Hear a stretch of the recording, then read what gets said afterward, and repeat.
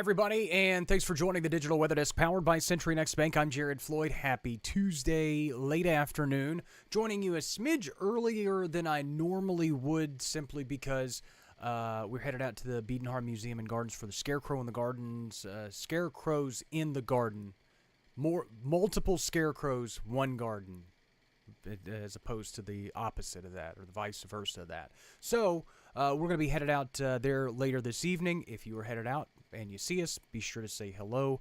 Whole family will be in tow. Let's take a look at the radar. Radar products, as always, made possible by Brown's Roofing. Visit brownsroofingla.com to schedule your free roof inspection. Do that during the good weather, not the bad. We've continued to see the rain across the region kind of outperform the forecast. We brought all the rain chances down. We were kind of pessimistic about the overall setup across the area, and then right after the midday stream, we saw the showers and, I say thunderstorms, but generally showers blossom across the area. Haven't seen a lot of lightning across the region as the storms have made their way through. Checking the radar over the last 4 hours, you can see that what shower activity we did have along or ahead of the boundary, the front that's moving through, kind of sent outflow off to the east and carried most of the rainfall off to the east as well. But again, nice healthy dose of showers, nice little rainfall. Any rain's kind of really welcome at this point.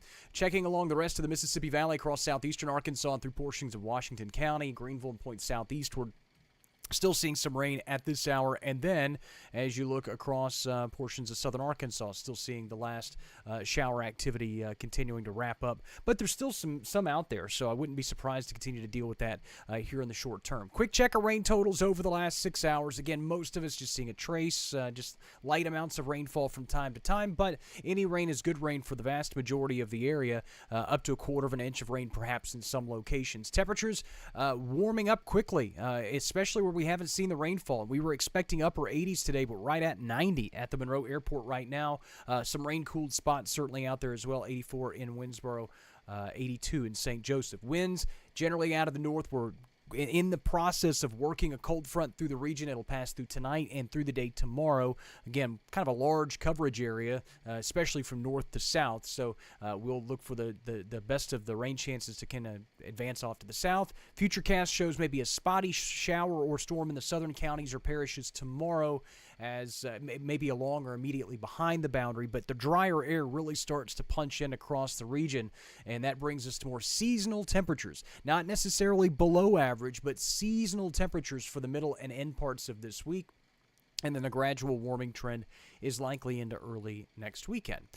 Early next week, rather. Tropical satellite shows Tropical Storm Jerry. Again, we skipped tropical depression status. It was a system we were watching this morning, and then at midday was a tropical system. Maximum sustained winds now up to 50 miles per hour, moving to the west pretty quickly at 23 miles per hour.